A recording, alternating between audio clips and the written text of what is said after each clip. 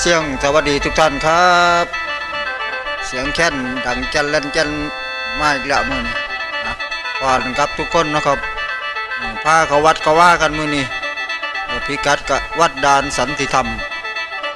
และทางบ้านโคกกลางตำบลสีชมพูอำเภอโซวิเศษจังหวัดบึงกาฬนะครับมือนี้โอกาสดีๆมาทรงสการเสร็จสับเรียบร้อยแล้วเลยสิลวงเขาได้วัดด่านสันติธรรมนี่จะเข้าเพิ่นกำลังว่าก่อสร้างครับนี่เอามาหอดเพิ่นเห็นเสาสากลากอยู่นี่เพิ่นกำลังก่อสร้างหอฉันเขาเอื่นว่าหอฉันโบแมนศาลาการประเรียนแต่ว่าหลังใหญ่นะครับหอฉันนี่เดี๋ยวจะพาเข้าไปนะครับนี่กำลังอุปกรณ์ก่อสร้างกำลังเต็มทีบอยู่เดี๋ยวก็ไปอีกส่วนหนึ่งกันเสาตั้งสากลากอยู่เพิ่นยกเสาไปไม่อยู่เนาะมันก็ครบบทสุดต้นตอนที่เพิ่นยกนะครับเขาติดธุระบ่ได้มาร่วมทำบุญน้ำเพิ่นติดธุระไปทางไกลเนาะหลังจากก็มาเมื่อนี้ก็ถือว่าโอกาสดีละมีโอกาสได้มาใกล้ก็เลยเข้าแวะเข้ามาเบิ่งเดี๋ยวจิพาFCทุกท่านนะครับมานับเบิ่งมันมีเสาจากต้นนี่ขึ้นหลายคักโอ้ไปได้มันใส่คักแน่ถึงเนาะเสาเหมือนเสาน้ำหัวน้ำสวนของชาวบ้านแล้วเพิ่นบริจาคให้แล้วจิพามานับเบิ่งครับนี่แถวหนึ่งนี่มีจักต้นนี่ปาดไล่ไป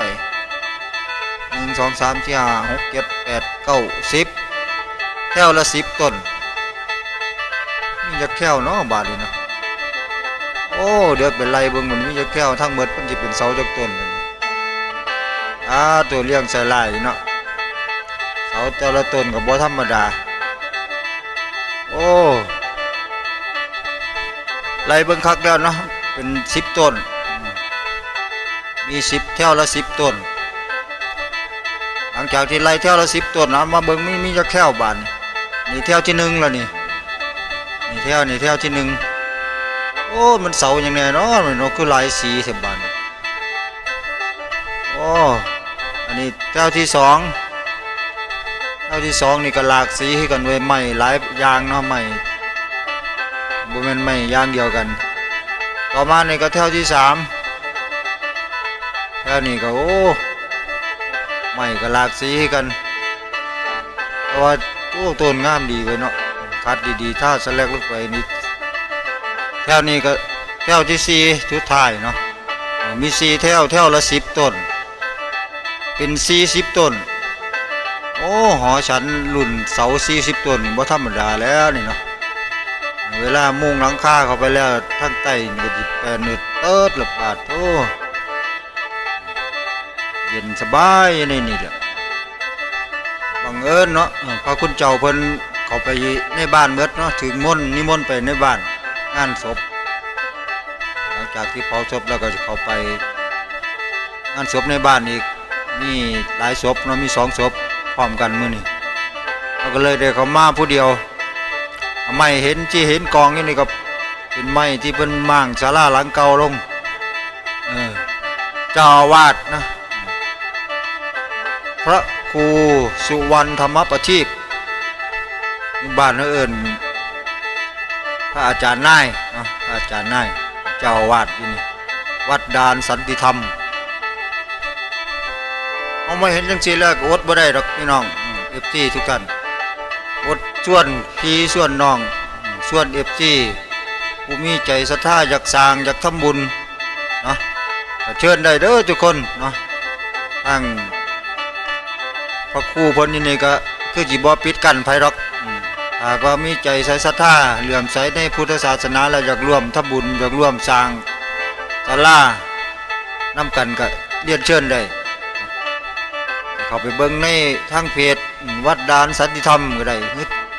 มาทางช่องปลาเสี่ยงนี่ก็ได้เนาะสามารถช่วยเหลือติดต่อกันได้แล้วก็ต่อมาก็สิพาเบิ่งรอบๆเนาะศาลาการประเรียนทางวัดดานสันติธรรมรอบข้างนี่ก็สิเป็นป่าละหลังจากที่มันมีด่านอยู่ในเพิ่นปลูกศาลาปลูกหยังไปส่วนที่เป็นดินก็สิเป็นป่าอ้อมอยู่เย็นลุ่มรื่นดีนกหนูปูปีกไก่ป ปลาเต็มถีบอยู่นะเขามาได้นี่ก็รู้สึกว่าเย็นสบายในอกในใจละเดี๋ยวไปใส่ก็มีตะความลมลื่นช่วงนี้เป็นช่วงหน้าฝนว่าท่านใด FC ท่านใดเนาะผ่านมาทางบ้านโคกกลางที่อยู่ระหว่างบ้านโคกกลางกับบ้านคำไพเนาะผู้ใดผ่านมาก็แวะเข้ามาเยี่ยมชมวัดดานสันติธรรมเพิ่นสิมีป้ายบอกอยู่ถนนเส้นบ้านโคกกลางคำไพนะมีป้ายบอกเลยวัดดานสันติธรรมเข้ามาบ่ถึงกิโลนะบ่ถึงกิโลประมาณ 7-800 เมตรนี่แหละเข้ามาก็จะเห็นวัดดานสันติธรรมด้วยอยู่ในเข้ามานี่เข้ามาแล้วจิตประทับใจนะหากท่านใดผ่านมาก็แวะเชิญแวะเข้ามาเยี่ยมชมได้ผู้มีจิตศรัทธามีใจอยากร่วมสร้างร่วมหยังก็เรียนเชิญได้ทุกผู้ทุกคน